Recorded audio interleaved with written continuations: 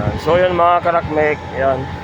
At modify tayo ng control ng aircon. Bale ito guys, ito yung mga luma niya, pinagtatanggal ko na. Saka ito na yung bago natin, meron tayong terminal block 2, relay para bumaba yung kanyang load nito. Dahil palagi daw nasisira ito, ginagawa ng ibang lahi. At na-check na natin dati, nag-suggest tayo ginagawa pa rin sa iba. So now all install this one. Model.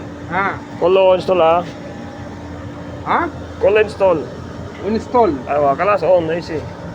On IC? Okay. Papi. Hey. Papi. On.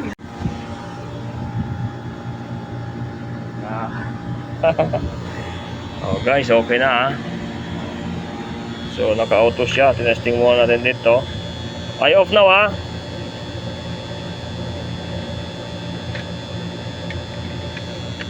Wait a minute. Aywa. Kullo off Okay. Sige bro, patay mo muna doon.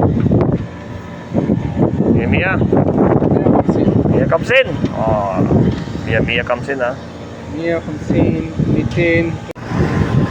So ayun mga karakmek, gumagana na yung ating rewiring. At kahit hindi natin nabidyohan ng kung paano kung ginawa, ito na yung guys. Ito yung mga pinalitan natin, yung mga luma. Dating 24 volts, yung mga contactor, ginawa natin 220 dahil laging nasisira yung kanyang thermostat dahil mataas humigop ng 24 volts itong mga contactor na to. So ang ginawa natin ay pinababa natin yung load ng contactor. So okay na ngayon, gumagana na. Yan. So thank you for watching mga karakmek. At hindi ko lang nabidyohan yung mga wiring nya kung paano ko ginawa. Pero meron naman akong diagram na ilalagay ko na lang sa ating video yung diagram.